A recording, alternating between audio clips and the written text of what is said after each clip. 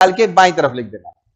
चलो खैर, मीर बख्शी जो है he was a commander in chief, सेनापति। लिखो मीर बख्शी सेनापति है ये। अच्छा, मीर सामा छोड़ दो, काजी उल कज़्ज़ात मुख्य न्यायाधीश। अभी हम सामा बता रहे हैं, सबसे आखिरी में वही बताएंगे। काजी उल कज़्ज़ात क्या हुआ? मुख्य न्याय। अब तुमने बेटा लिखना शुरू करा है तो जोड़ो उसके साथ, इसके आगे लिखो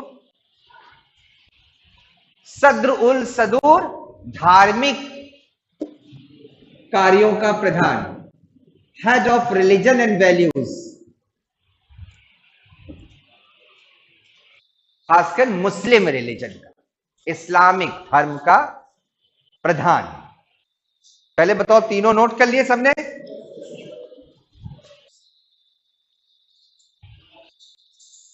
कोई कुछ पूछना है? हमारे साथ आप हाथ खड़ा कर लो, फट से पूछ लो जो कुछ छूट रहा है, नहीं समझ में आ रहा है तो। मीर बख्शी सेनापति है, आर्मी देखता है, डिफेंस देखता है। ये वैसे ही है जैसे सल्तनत में कौन होता था? पढ़ पढ़ा के बैठो तो मजा आएगा तो पढ़ने में। आरिज़े ममलिकात, जो दीवाने आरिस का हेड होता था, उसको क्या बोलते थे? आरिज़े ममलिकात। यहां पर क्या है? मीर बख्शी। ठीक है, समझ में आया चीज? कंपैरिजन पैन रखो, नहीं पकड़े रहो। ठीक है। और काजी उल कज़्ज़ात तो ये सल्तनत से चला आ रहा है, जुडिशरी का हेड है, न्यायाधीश है। और ये धर्म इस्लाम के विस्तार विकास का प्रभारी है। वजीर, वजीर जो है वो प्रधानमंत्री की तरीके से, जो कभी वकीले मुत्तलक होता था ना, मैंने बताया था वकील, वकील शब्द हटाकर वजीर बना दिया था। औरंगजेब ने इसको वजीर को भी हटा दिया, इसका नाम रख दिया दीवाने आला। सारे दीवानों का हेड, सारे डेजिग्नेशन का हेड। सबने लिख लिया ये? सारे पदाधिकारियों का प्रभारी या प्रमुख, दीवाने आला।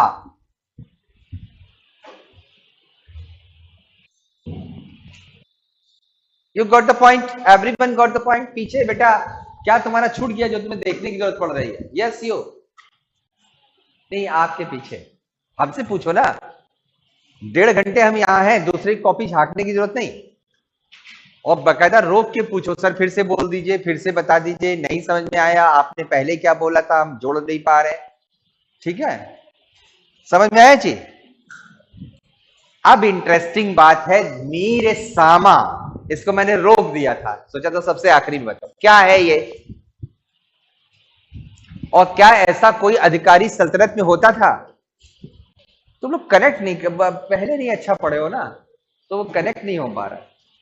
जब मुस्लिम एरा है तो मुस्लिम एरा से जोड़ेंगे ना उसको। मीर सामा आपको बताए अकबर एंड मुगल्स, मुगल्स को कहते हैं मुगल्स द ग्रेट बोला जाता है। मुगल्स लोग मालूम क्या, हर चीज बड़ी डिजाइंड रहती थी उनकी, वेल मेंटेन्ड। कैसे? वो आज कौन से कपड़े पहनेंगे, किस कलर के कपड़े पहनेंगे। लाइटिंग तो थी नहीं उस जमाने में, है ना, तो बल्ब तो बना नहीं उस जमाने में। तो उसमें क्या है, मशाल लगा के ऐसे स्टोन लगाए जाते थे, इसमें स्पार्क करे और रिफ्लेक्शन हो, लाइट पड़े। कौन सा खाना खाएंगे, किसके साथ बैठकर खाएंगे, किस, आज ईरान से कोई आ रहा है, यूनान से कोई आ रहा, वहां उसके साथ मीटिंग है, किसके साथ बैठेंगे, मतलब उनकी हर चीज। लेदर का कौन सा शूज पहनेंगे, नागरे पहनते थे। टर्बन किस कलर की बांधेंगे आज। सब्जी में क्या क्या बनेगा, कितने प्रकार का पकवान बनेगा, मुर्ग मुसल्लम बनेगा। And that was under the inchargeship of the मीर सामा। समझ में आया? मीर सामा के पास सारे के सारे मैंने, कहां से सब्जी आएगी, कहां पर पकेगी और कैसे लगाई जाएगी राजा के सामने। कहां से चमड़ा आएगा, फिर चमड़ा फैक्ट्री में जाएगा, उससे जूते बनेंगे, क्योंकि अंदर किले के अंदर कम से कम 300-400 लोग रहते थे, इसीलिए किले को क्या बोला गया, गैरिसन टाउन, एक टाउनशिप थी। तो उसके अंदर पलने वाले लोग सिर्फ राजा की तो फैमिली तो बहुत बड़ी हो गई, राजा तो फिर राजा हो गया, लेकिन मंत्री के घर वाले भी रहते थे, काजी के घर वाले भी रहते थे, काजी के चचेरे ममेरे फुफेरे भाई भी रहते थे, सब अंदर रहते, तो सबका सामान। समझ में आया? तो अकबर ने या मुगलों ने शुरू करा कारखाना सिस्टम। अब आप समझ गए, फैक्ट्री बोलते ना कारखाना को, तो 36 कारखाने होते थे इनके, और 36 कारखानों का हेड कौन होता था? मेरे सामा। ज्वेलरी बन रही है, ऑर्नामेंट्स बन रहे हैं, पहले तो आदमी भी तो पहले ज्वेलरी पहनते थे ना, आज भी पहनते हैं कुछ एक, है ना, पर पहले सारे के सारे जेंट्स की ज्वेलरी भी होती। अब आपसे पूछेगा मुगलों में कितने कारखाने होते थे? किसने इंट्रोड्यूस किया? अकबर ने। हेड उसका कौन होता था? मीर सामा। ठीक है, ऐसा ही एक पद होता था, कारखाने तो नहीं थे लेकिन इसी से मिलता जुलता एक पद था, आप लोग ने पढ़ा नहीं है, उसको बोलते हैं मीर हाजिब। ये सल्तनत में था।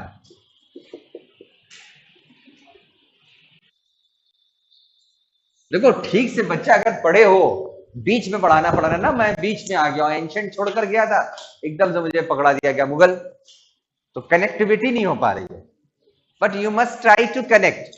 अब आगे से, अब यहां से तुम मुगल के बाद जो पढ़ाएंगे ना हम, वो तुम्हें हमेशा याद रहेगा। अब कारखाने याद रहेंगे ना, है ना, और कारखानों का हेड भी याद रहेगा। समझ? You got the point? तो ये है Akbar, and that is why Akbar is called the great. वो सेकुलर है, वो इनोवेटिव है, वो बहुत ज्यादा स्मार्ट है, और वो एक्सपेरिमेंट करता है, और पॉजिटिव एक्सपेरिमेंट कर रहा है, and he had a very good notion, a very good sympathy and empathy, दोनों उसके अंदर है ना, for the people of the country.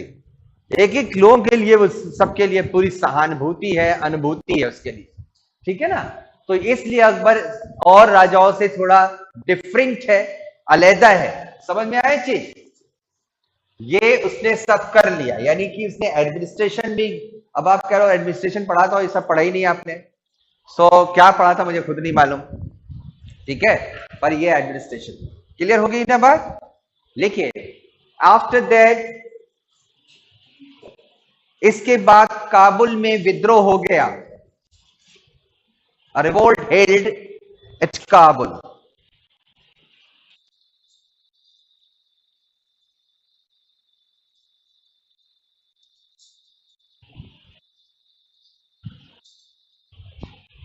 And और अंत में अकबर को स्वयं जाना पड़ा, पहले मानसिंह को भेजा था, ये सब भेजा था। ठीक है, ये पढ़े थे कि नहीं पढ़े थे? किसका विद्रोह था ये?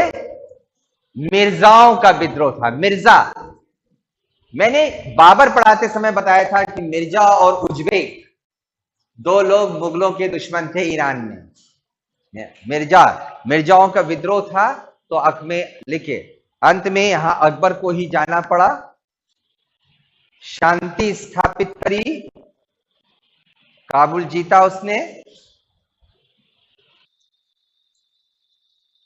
ये हम बात कर रहे हैं 1582 की, 1582 की बात कर रहे हैं।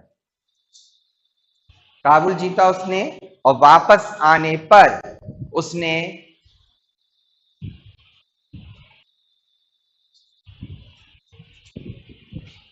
तौहीद इलाही, तौहीद ए इलाही, ये देखो धर्म है जिसको आप क्या बोलते हो? दीन ए इलाही। इसका असली नाम तौहीद ए इलाही। दीन ए इलाही धर्म बनाया, इलाही सिक्का चलाया,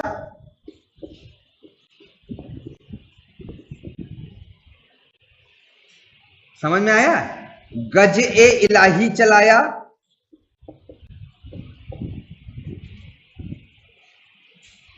और इलाही संवत चलाया, calendar. So the new religion was introduced, named Tauhid इलाही.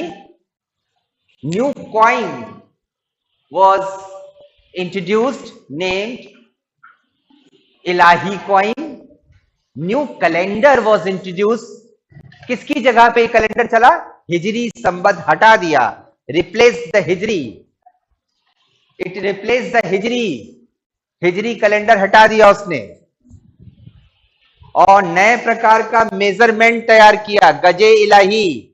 इसके पहले कौन चलता था? सिकंदरे, गजे सिकंदरी, गजे सिकंदरी हटा दिया और कौन सा लगाया? गजे इलाही। तो काबुल से लौटने के बाद 1583 से 85 के बीच में, 84 के बीच में यह काम किया उसने। एक धर्म बनाया, एक सिक्का चलाया, एक कैलेंडर चलाया, नया संवत चलाया और नया नापने का पैमाना बनाया। ओके, ठीक है। 84, ये 82 से 84 के बीच में हुआ, ठीक है। इन द मीन वाइल, अच्छा लिखे, ठीक इसी दौरान उसने अपनी राजधानी आगरा से हटाकर फतेहपुर सीकरी कर ली। यह भी हम 1584 की बात बता रहे हैं। राजधानी आगरा से हटाकर फतेहपुर सीकरी। ओके, कितना इंपॉर्टेंट है अकबर, जरूरी है ना अकबर को पढ़ना, ठीक है। And here he formally declared the 9 James.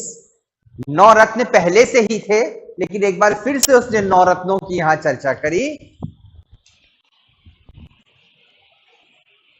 औपचारिक रूप से 9 रत्नों की चर्चा करी।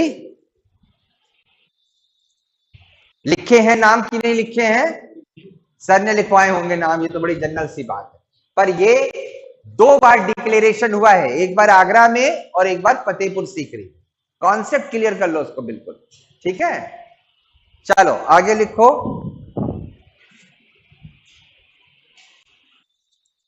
तदोपरांत या after that he build a Lahore fort and Allahpur fort. उसके बाद उसने लाहौर किला और अल्लाहपुर का किला, जिसे इलाहाबाद का किला बोलते हैं, बनवाया।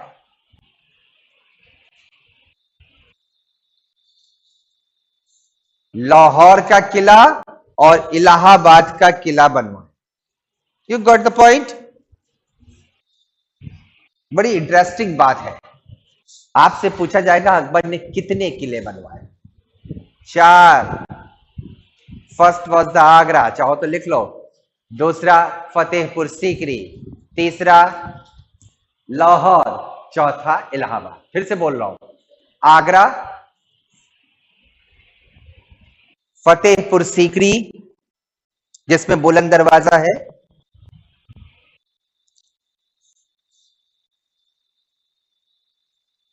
Lahore third, Allahabad fourth.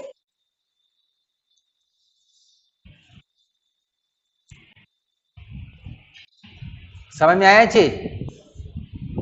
Along with that, इसके अतिरिक्त उसने आगरा में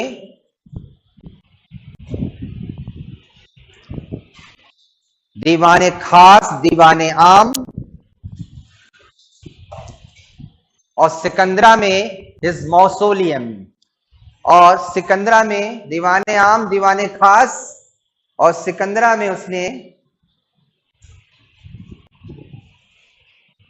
अपने मकबरे का निर्माण शुरू करवाया, बनवा नहीं पाया वो। Mausoleum, I just told you, mausoleum, मकबरा। सॉरी। इसके बाद उसने दीवाने आम, दीवाने खास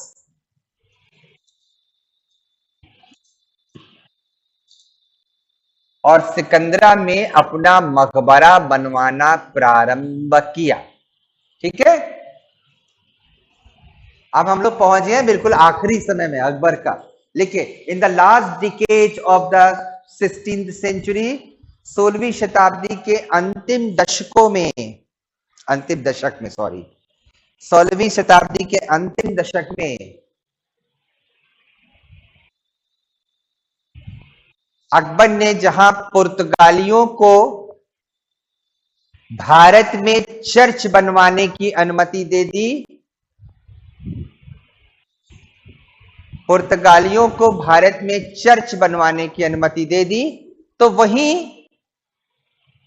देने के बाद, अनुमति देने के बाद, भारत में पुर्तगालियों को चर्च बनवाने की अनुमति देने के बाद, ये लिखे सेंटेंस है ना, मतलब the Portuguese were given consent to build here a church, ठीक है। बनवाने के बाद उसके संबंध किससे हुए बताओ? उसके संबंध इंग्लैंड वालों से भी बने। कौन आया था बताओ?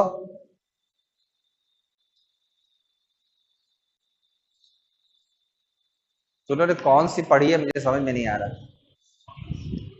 रॉल्फ फिच, और रॉल्फ फिच तथा मिल्डन हॉल, मिल्डन हॉल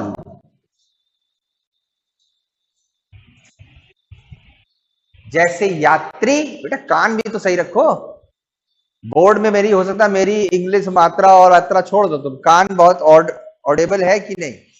मिल्टन हॉल जैसे, आपको क्या पता उधर से दोनों एक ही मात्रा लग रही हो, है ना। मिल्टन हॉल जैसे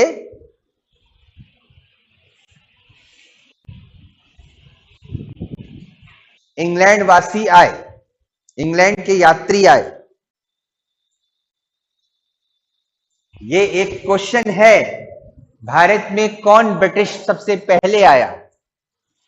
जैसे आप बोलते हो Vasco da Gama came to India, he was a Portuguese. किसके काल में आया था वास्को डी गामा? कौन रूल कर रहा था उस समय?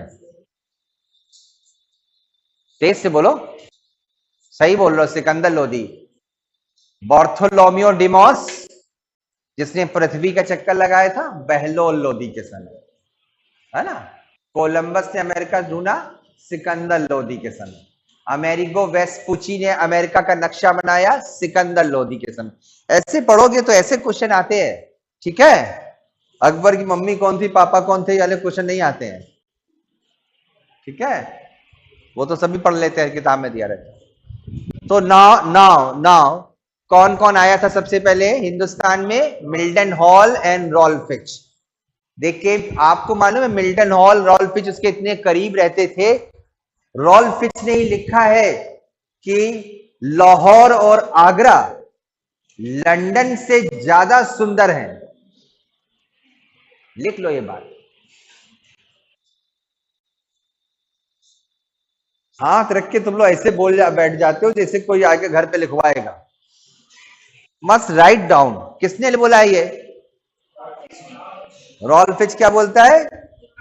आगरा और लाहौर लंदन से ज्यादा सुंदर, ठीक है। Agra and Lahore were more graceful in comparison to London. अपने देश की बुराई कर दी उसने। और आपको मालूम है मिल्टन हॉल एक ऐसी बात लिखता है, मैं आपको बता दे रहा हूं, लिखने की कोई जरूरत नहीं, कितना करीबी था। वो कहता है अकबर जबकि था कहां का? ईरान, इराक के लोग बड़े लंबे चौड़े होते हैं, आज भी उनका प्यूबर्टी एज 9 है, ठीक है। एडोल्सन एज जो उनका बहुत कम नहीं हो जाता है ना, युवा हो जाते हैं, युवा।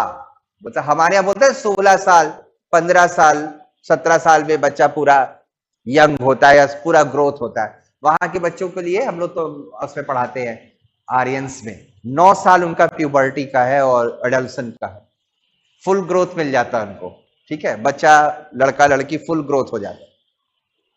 पर मिल्टन हॉल लिखता है कि अकबर की हाइट कम थी। कितनी माइन्यूट वाली चीजें लिख रहा है, करीब करीब है ना।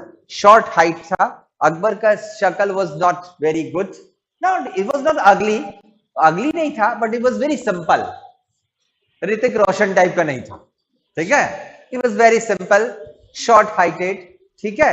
और उसका एक पैर लंबा था, थोड़ा बड़ा, मतलब दोनों पैर का साइज बराबर नहीं बैठा, तो वो थोड़ा ऐसे चलता था, ऐसे चलता था अकबर, ये रगड़ के पैर चलता था, एक पैर उसका लंबा था। इतनी बड़ी चीज उसने लिखी है। और साथ ही साथ अकबर के यहाँ पर एक बहुत बड़ा मोटा सा पिंपल था, बहुत मोटा, एक कहते मस्सा, है ना वो, और उसने लिखा है वो it was looking very ugly, जो उसके चेहरे को बहुत गंदा दिखा देता है क्योंकि उसका बहुत बड़ा मसा है। ठीक है, पैर लंबा है, हाइट कम है, मस्सा है उसके, ठीक है, और पैर रगड़ के चलता है वो।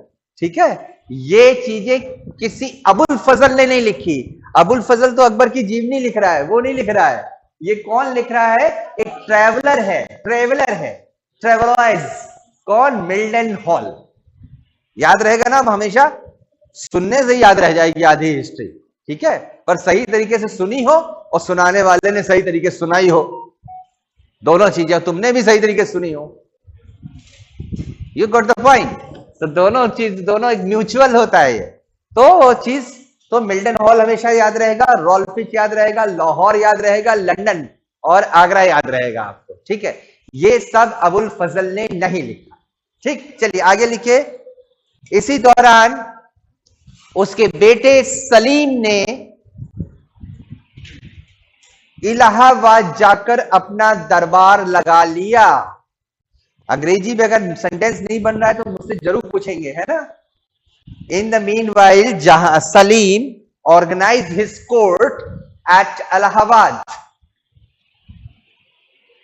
सलीम ने इलाहाबाद जाकर अपना दरबार लगा लिया, separate, without the consent of his father, not as a subordinate of his father, अपने पिताजी के अधीनस्थ के रूप में नहीं, पिताजी से बगावत कर दी। अगर तुम आगरा फतेहपुर सीकरी में चला रहे हो तो इलाहाबाद का नया नया फोर्ट बना था, उसने जाके फोर्ट में अपना दरबार लगा लिया। समझ में आया?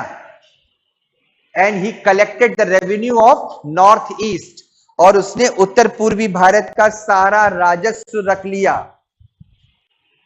उत्तर पूर्वी भारत का सारा राजस्व अपने पास रख लिया।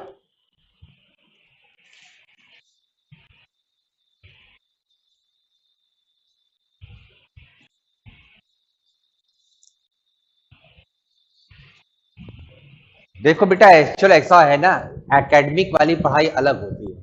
एकेडमिक वाले टीचरों के पास क्या, हम तो खुद ही यहीं के प्रोडक्ट हैं, यहीं से पीएचडी वीएचडी सब मैंने किया है, यहीं पढ़ाया भी है 15 साल। ठीक है, एकेडमिक की पढ़ाई क्या होती है, ये इतने से नोट्स होते हैं, पूरे साल पढ़ाए जाते हैं, प्रोफेसर भी खाली, तुम भी खाली। ठीक है, प्रोफेसर सब आए, थोड़ा सा बोल के लिखा कर चले गए। कुछ तो प्रोफेसर इतने महान है, वही पन्ना खोल के डिक्टेट करके चले गए, दूसरे दिन फिर आएंगे, आगे का पन्ना खोल के बोल देंगे। अच्छा, हम लोग को क्या होता है ना, बहुत लिखाना होता है ना, जो असली यूपीएससी का होगा, इसीलिए मेरी पेस थोड़ी फास्ट है ना।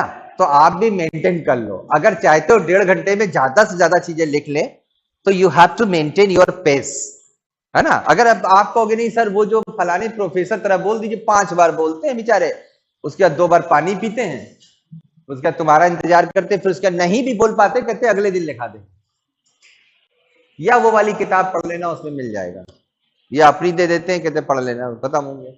पर यहां क्या है, एक मॉरल रिस्पॉन्सिबिलिटी है, एथिक्स है, कि हम मैक्सिमम आपको दे दें 1.5 घंटे में, कि आप जब ले जाकर पढ़े।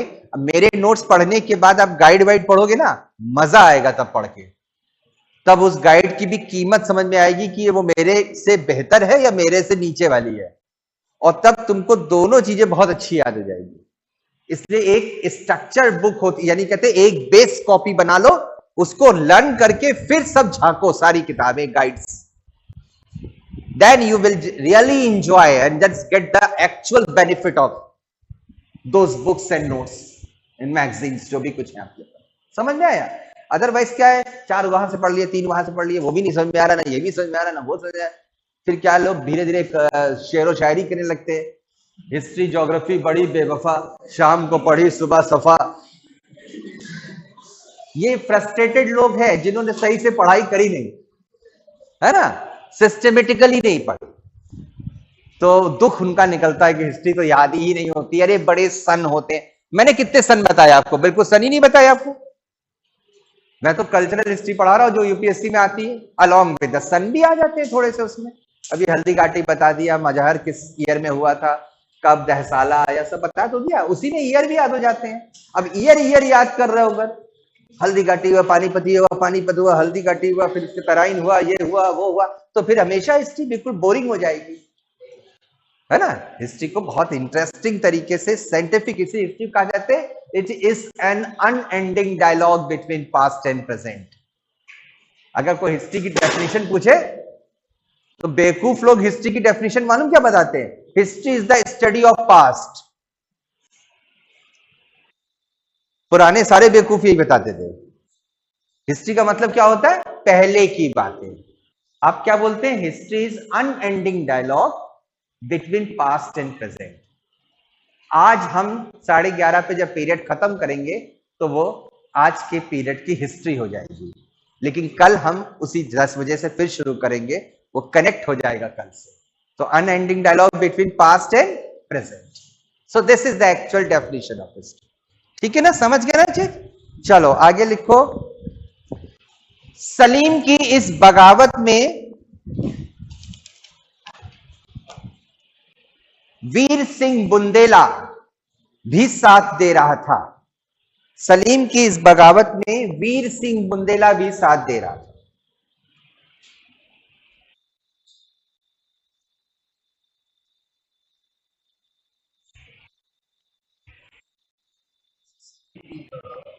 वीर सिंह बुंदेला, वीर सिंह बुंदेला लिख दे रहा हूं मैं। वीर सिंह बुंदेला भी साथ दे रहा था। ये ओरछा का राजा था जिसको बोलते बुंदेला डायनेस्टी। ओके, कहां का था? ओरछा का। सुनते जाओ भाई, ओरछा मध्य प्रदेश। ठीक है, देखिए अकबर ने त्रस्त आकर अपनी वसीयत बदल दी।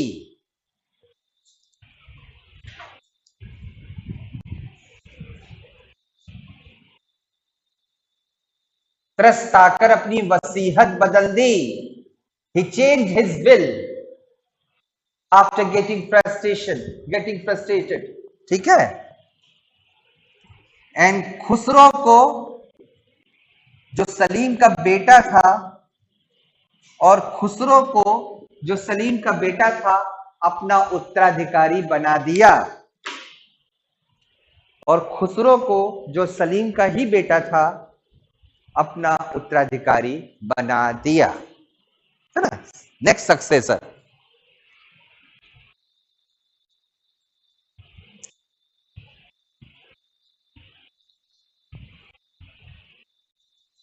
सलीम और वीर सिंह बुंदेला, ये देखो लिखा है ना, ने अबुल फजल को मार दिया।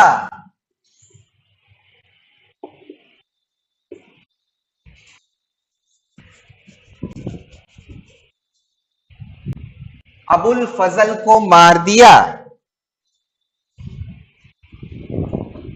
जो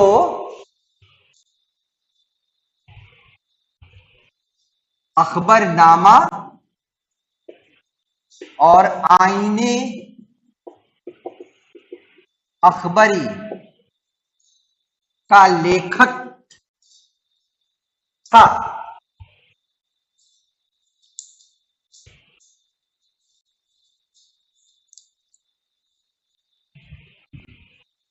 ठीक है,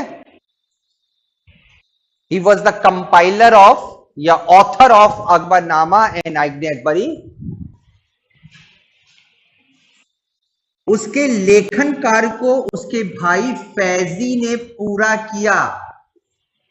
थोड़े से चैप्टर रह गए थे, बीच में उसकी डेथ हो गई थी, मर्डर हो गया था, तो उसका कंप्लीट वर्क किसने किया?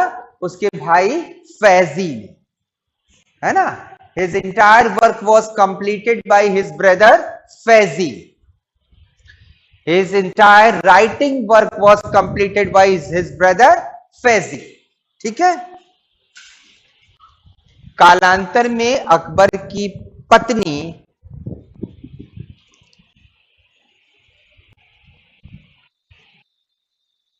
के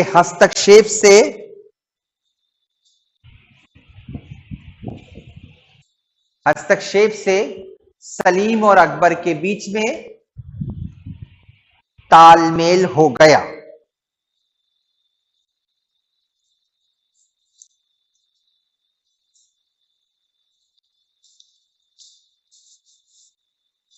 ठीक है, अकबर ने अंतिम विजय खानदेश की करी, ये बता दिया था मैंने पहले भी।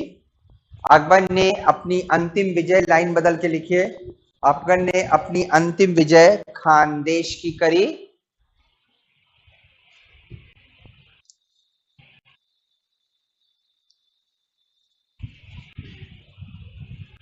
उसके बाद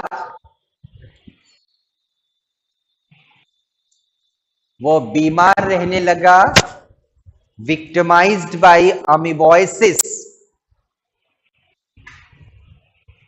और उसको आमातीसार रोग हो गया। आमातीसार, अमाशय का, अमाशय के रोग को क्या बोलते हैं, सॉरी, आमातीसार रोग हो गया, आमातीसार रोग हो गया। ठीक है, और 1605 में उसकी मृत्यु हो गई।